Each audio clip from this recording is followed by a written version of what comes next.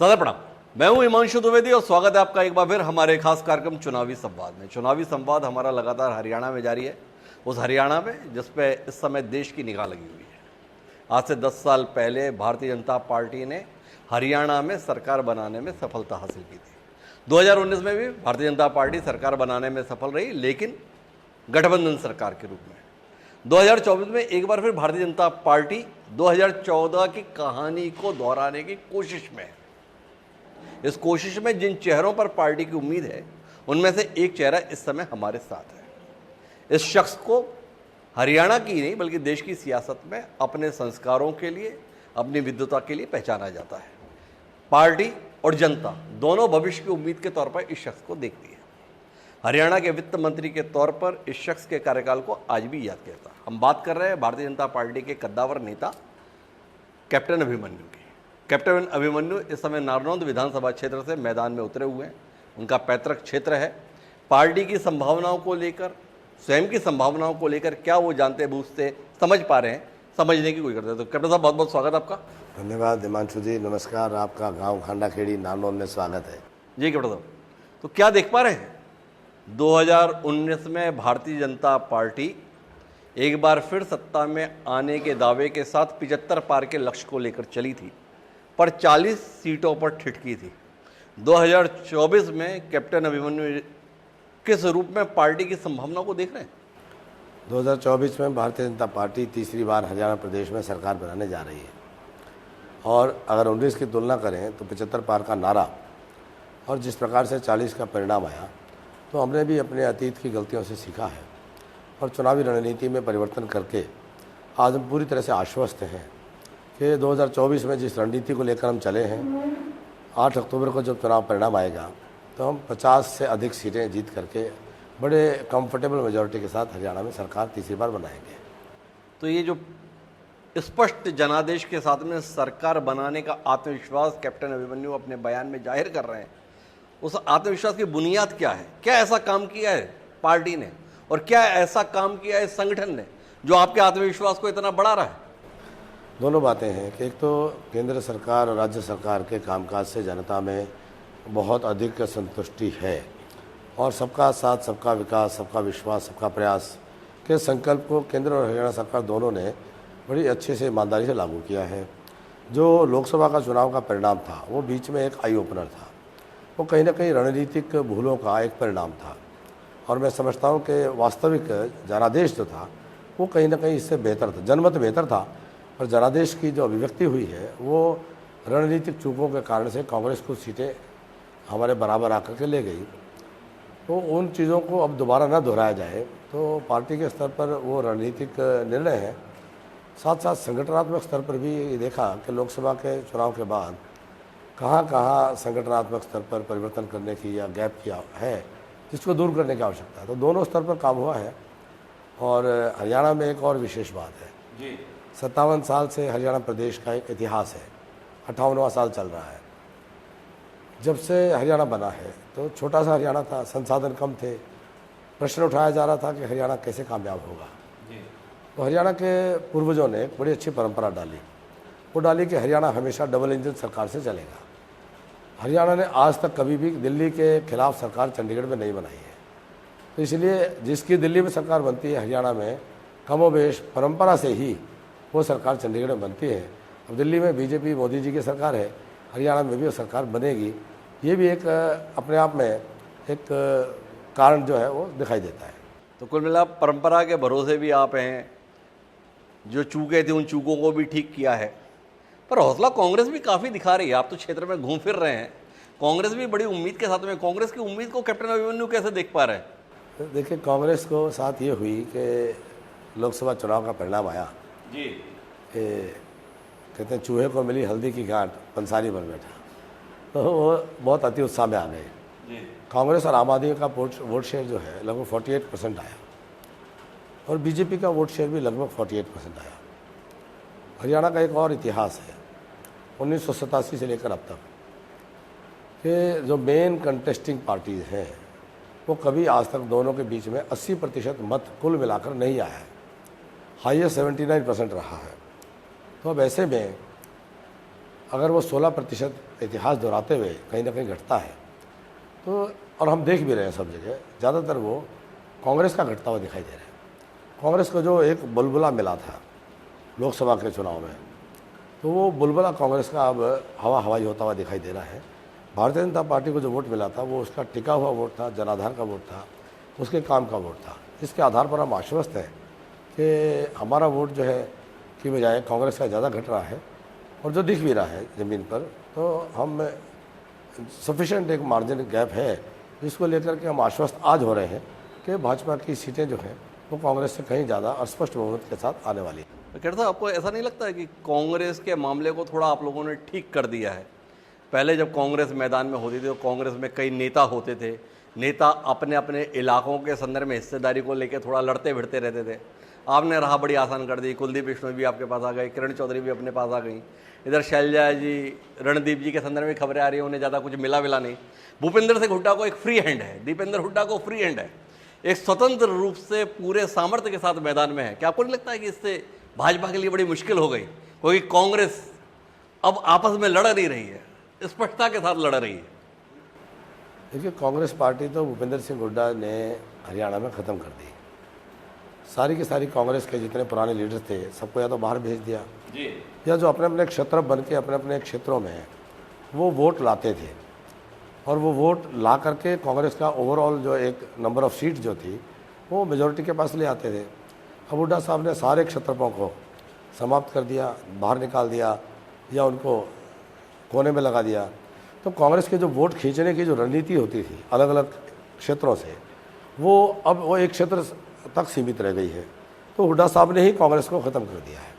तो कांग्रेस की संभावनाएं क्षेत्रफलों के अपने अपने क्षेत्रों में मिलने वाले वोट के आधार पर वो कुल जो है जमा उनका बन जाता था, वो आज मिसिंग है कम्प्लीटली। लेकिन आपको नहीं लगता कि भूपेंद्र हुड्डा एक स्वतंत्रता के साथ में काम कर पा रहे हैं, अपने पसंदीदा लोगों को टिकट दिला पाने में कामयाब रहे हैं, तो कांग्रेस को अंतर्विरोध की दिक्कत नहीं है? मतलब कुल मिला के कांग्रेस फोकस होकर चुनाव में है। नहीं, कांग्रेस चुनाव लड़ती थी तो ऐसा नहीं था कि अंतर्विरोध के साथ लड़ती थी जी। कांग्रेस अलग अलग क्षेत्रों में क्षेत्र जो है अपने अपने क्षेत्र में एक लीडरशिप के नाम पे, सीएम के नाम पे वोट मांगते थे, जिससे कांग्रेस का कुल योग अच्छा बन जाता था। अब वो चूँकि भूपेंद्र सिंह हुड्डा भी केवल एक क्षेत्र विशेष तक ही सीमित है, उनकी आज पूरे हरियाणा में सर्व समाज में उनकी स्वीकारोक्ति नहीं है जी। तो वो ना होने के कारण से कांग्रेस का जो व्याप्ति थी वो कम हो गई है। तो वही कारण बनेगा कांग्रेस की हार का। पर वो तो ये बताते हैं कि 10 साल हुड्डा जी के नेतृत्व में हरियाणा के कार्यकाल को देखो और 10 साल आप लोगों का कार्यकाल देखो जो भारतीय जनता पार्टी का है, तो जनता लालायित है हुड्डा जी को वापस लाने के लिए। अभिमन्यु जी इत्तेफाक नहीं रखते इस बात से? जनता नहीं, वो जो कांग्रेस के दलाल हैं वो लालायित हैं। वो जो नौकरियां बेचने के लिए जिनकी हथेलियां में खुजली हो रही है, वो जो कमीशन खाने के लिए जिनकी हथेलियों में खुजली हो रही है। कांग्रेस का 10 साल का शासनकाल तो 2 रुपये 5 रुपये के मुआवजे किसानों को फसल नुकसान के मिलते थे। खिलाड़ियों को 4-4 साल तक खिलाड़ियों का जो राशि थी, इनाम पुरस्कार राशि, वो बकाया थी 100 करोड़ रुपए के करीब, हमने 2014 में आके दी थी। तो कांग्रेस का जो आप जो बात करें लालायित है, वो जनता लालायित कतई नहीं है।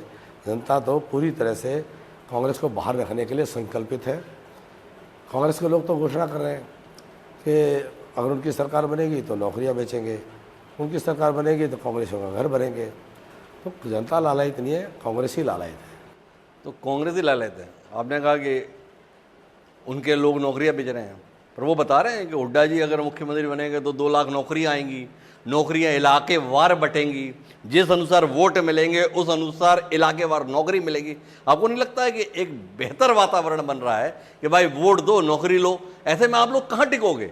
अब आप बगैर पर्ची खर्ची की बात करते रहते हो।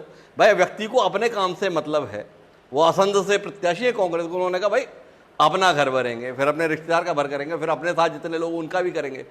आप तो ऐसी कोई बात कर नहीं पाते हो। अजी अच्छा है, कांग्रेस ही करते रहे, हमारा काम हो रहा है जी। कर रहे हैं वो, और हमारा काम हो रहा है। तो ये कांग्रेस का कल्चर है और ये सच सामने आ गया है। कांग्रेस का असली घोषणा पत्र ही ये है, हम तो छाती ठोक करके कहते हैं 2 लाख नौकरी देंगे, बिना पर्ची बिना खर्ची मेरिट योग्यता के आधार पर गरीब आदमी के घर पर भी नौकरी की चिट्ठी पहुँचे। हम इसी पद्धति पर ही शासन की रिक्रूटमेंट की पॉलिसी को चलाएंगे और किसी भी सूरत में इससे समझौता नहीं होगा, क्योंकि इससे प्रदेश का शिक्षा का वातावरण सुधरा है, प्रदेश में बहुत अच्छा सामाजिक वातावरण भी इससे सुधरा है और गरीब आदमी को विश्वास बना है कि सरकार जो है वो सबकी है। तो ये जो बंदरबाट थी इसको जनता पसंद नहीं करती है। कांग्रेसी जो है वो कूद भी रहे हैं, नई नई गाड़ियाँ लेके घूम भी रहे हैं, लेकिन जनता ने भांप लिया है कि इनकी मंशा क्या है, जनता उनको रिजेक्ट कर रही है। ये लोकसभा चुनाव से ठीक पहले हरियाणा में चेहरा बदला गया, सरकार का स्वरूप भी बदला गया। 9.5 साल तक मुख्यमंत्री रहे मनोहर लाल खट्टर जी के नायब सैनी लाए गए। ये प्रयोग को कैप्टन अभिमन्यु किस निगाह से देखते हैं, क्या प्रभाव है इसका? देखिए, परिवर्तन जो है वो हमेशा लोग चेंज को पसंद भी करते हैं और लंबे समय 10 वर्ष 9.5 वर्ष मनोहर जी ने काम किया, अच्छा काम किया। अब उनकी केंद्र में आवश्यकता थी और कभी कभी ये रणनीतिक निर्णय भी होते हैं, आप कभी कभी उम्मीदवार भी बदलते हो, तो नए आशाएं, नए स्वप्न, नए संकल्पों के साथ तो आगे बढ़ती है नया नेतृत्व। नायब सिंह जी को नेतृत्व दिया है तो निश्चित तौर पर नई ऊर्जा के साथ वो काम कर रहे हैं और उनको स्वीकार भी किया गया है जी। तो इसलिए मैं मानता हूँ कि एक अच्छा प्रयोग हुआ है और मनोहर जी का केंद्र में भी उनकी सेवा ली गई है और राज्य में ठीक है, उनका जो है वो राज्य के हमारे नेता हैं ही।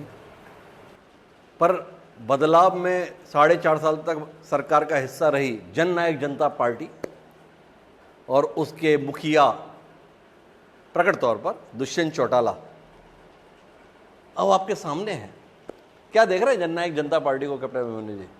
दिखाई नहीं दे रहे कहीं, हमें सामने है, बिल्कुल सामने है जी। तो फिर भी नहीं दिखाई दे रहे हैं, क्योंकि उन्होंने अपने पाँव पर कुल्हाड़ी नहीं मारी थी, उन्होंने तो बिल्कुल गर्दन पे ही कुल्हाड़ी मार ली थी। जिस प्रकार की राजनीति उन्होंने की, चौधरी देवीलाल का नाम लिया, वो त्याग की मूर्ति थे और उन्हीं के बारे में ये कह करके कि चौधरी देवीलाल तो ये कहते थे कि सत्ता में हिस्सेदारी होनी चाहिए, ये चौधरी देवीलाल का कभी भी उवाच नहीं रहा, कभी भी उन्होंने ऐसे शब्द नहीं कहे। वो तो हमेशा सत्ता छोड़ने के लिए आतुर रहते थे, अपने जूती की नोक पर सत्ता रखते थे, लेकिन इन्होंने सत्ता के नोक पर स्वयं को रख लिया तो वो उसका परिणाम है, आज वो कहीं दिखाई नहीं दे रहे। वो आपको कहीं दिखाई नहीं दे रहा। अब थोड़ी सी बातचीत आपके विधानसभा क्षेत्र की कर लेते हैं। नारनौंद, क्या देख रहे हैं नारनौंद को? जब आप यहाँ से विधायक थे, सरकार में मंत्री थे, उस समय क्या कुछ नारनौंद के लिए कर पाए थे और इस समय का नारनौंद आपको क्या दिखता है? देखिए, नारनौंद में हमें जो 5 साल मौका मिला तो हमने हर तरीके से नारनौंद को बुनियादी ढांचे को बेहतर करने का कोशिश किया।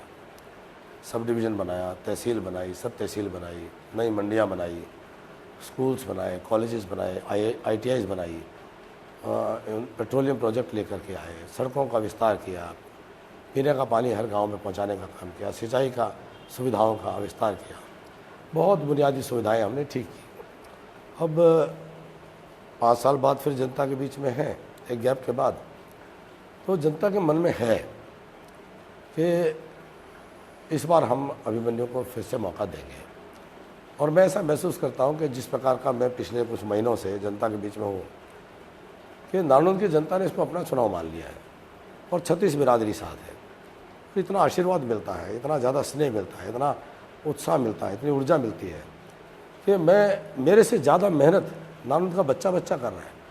कहीं भी जाओ, बच्चों की आवाज़ आती है, औरतों की आवाज़ आती है, आशीर्वाद देते हुए कि वो दौड़ के आती है। तो ये चुनाव अब जनता जनार्दन बनाम कांग्रेस है। जनता बनाम कांग्रेस का है। 5 साल पहले यहाँ से विधायक थे राम कुमार गौतम। वो राम कुमार गौतम भाजपा का हिस्सा होने के बाद शहीदों से मैदान में है। इस परिवर्तन के संदर्भ में कैप्टन अभिमन्यु जी की दृष्टि?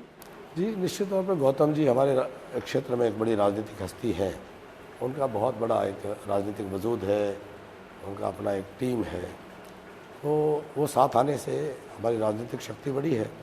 सीधे मुकाबले में उनका सहयोग का हमें लाभ मिल रहा है। वो सफ़ीदों भी जीतेंगे, नारनौंद भी जीतेंगे और हम हाँसी भी, विनोद भयाना जी हमारे ही लोहारी गांव के सरपंच रहे 10 साल, हाँसी भी जीतेंगे। सब जगह आप ही जीतेंगे तो फिर कांग्रेस सरकार कैसे बनाएगी? कांग्रेस बड़ी उम्मीद के साथ में है, ऐसा आप क्यों कर रहे हैं? कांग्रेस उम्मीद रखे कि कांग्रेस जनहित में नहीं है, कांग्रेस राज्य हित में नहीं है। कांग्रेस का सरकार बनाना ये समझ लीजिए कि लुटेरों को खुले हाथ देना है। हम पूरी एड़ी चोटी का जोर लगाएंगे कि हमारी सरकार बने और कांग्रेस की ना बने। जब कैप्टन साहब पहले चुनाव लड़ते थे नारनौल के संदर्भ में तो एक रोड मैप रखते थे कि अगर मैं क्षेत्र से चुना गया तो यहाँ पर ये बदलाव लेकर आऊँगा। इस बार 2024 में कैप्टन अभिमन्यु नारनौल में किन सपनों के साथ लोगों के बीच पहुँचे हैं? क्या आपकी परिकल्पना में है जो इस क्षेत्र में करना बाकी रहेगा, जो आपको करना है? जी, मेरा संकल्प है कि जो 5 साल हमने विकास के काम किए उसको तो बदस्तूर तेज़ी से दोबारा से शुरू करना है। लेकिन जो इस बार हमारी प्रायोरिटी होगी वो होगी कि हमारे क्षेत्र के नौजवानों के रोज़गार के लिए अधिक से अधिक काम कर सकें। उसके लिए हमें उद्योग, कारखाने, फैक्ट्री यहाँ पर सहूलियतें दे करके उनको लेकर के आना, या यहाँ पे हमें जॉब कैंप लगा करके उनकी प्लेसमेंट्स करवाना, कोई स्किल डेवलपमेंट करना, कोई एकेडमीज़ खोलना, और हर बच्चे के योग्य जो है वो कैसे एम्प्लॉयमेंट बने, काउंसलिंग सेंटर्स बनाना। तो रोज़गार पर मेरा प्रायोरिटी रहने वाला है, मेरी फोकस रहने वाला है। तो ये रोजगार पर जो फोकस के संदर्भ में, तो इसमें किस प्रकार का रोजगार सृजित करने का इरादा है? जो हैं उन्हें रोजगार देना है या उनको दक्ष करने के संदर्भ में भी कोई योजना आपके जहन में है? दक्ष करने का कार्य भी है और जो है उनको भी देना है। मैंने कहा ना, स्किल डेवलपमेंट सेंटर करना है, काउंसलिंग सेंटर करना है, और इन सब को करके, क्योंकि जो है उससे कहीं ना कहीं तो उसको डेवलपमेंट करके ही बेहतर प्लेसमेंट हो सकता है। तो एक बड़ी वृहद योजना के साथ हम काम करने वाले हैं। एक आखिरी सवाल, हरियाणा के संदर्भ में जब भी बातचीत होती है तो कैप्टन अभिमन्यु को एक बड़ी संभावना के तौर पर देखते हैं। कैप्टन अभिमन्यु इस संभावना को लेकर कितने दबाव में रहते हैं? कोई दबाव नहीं होता है जी, मैं सिर्फ पार्टी का कार्यकर्ता हूँ, पार्टी का काम करता हूँ, जो काम सामने मिले वो काम करता हूँ। आज चुनाव लड़ रहा हूँ, 5 अक्टूबर तक चुनाव है, 8 अक्टूबर को परिणाम है। 8 अक्टूबर के बाद पार्टी फिर जो हमें काम देगी उस काम पे लग जाएंगे। तो कोई दबाव में नहीं रहता। तो कैप्टन अभिमन्यु का कहना है कि उन्हें कोई दबाव नहीं है। वह स्पष्ट तौर पर इस चुनाव में देख पा रहे हैं कि भारतीय जनता पार्टी तीसरी बार स्पष्ट बहुमत के साथ सत्ता में आने जा रही है। उनको भरोसा है कि जो कार्य संस्कृति 10 साल में भारतीय जनता पार्टी ने प्रदेश में तैयार की है, जनता उसमें बदलाव लाने के मूड में नहीं है। कांग्रेस के संदर्भ में उन्हें लगता है कि जनता किसी भी स्तर पर उन लोगों को मौका नहीं देगी जिन्होंने इस प्रदेश को लूटने का काम उनके अनुसार किया है। नारनौल के संदर्भ में उनका मानना है कि विकास कार्य पहले पर्याप्त कराए हैं, पर अब अगर मौका मिलता है तो उन्हें रोजगार मूलक कार्य कराने हैं और यहाँ के युवाओं को रोजगार उपलब्ध कराने पर उन्हें फोकस करना है। तो कैप्टन साहब, आपका बहुत बहुत धन्यवाद, इतनी व्यवस्था के बीच आपने समय निकाला और उन मुद्दों पर बात की जिन पर जनता को दिलचस्पी है। तो आज के इस कार्यक्रम में इतना ही, दीजिए मुझे इजाजत, सदा प्रणाम।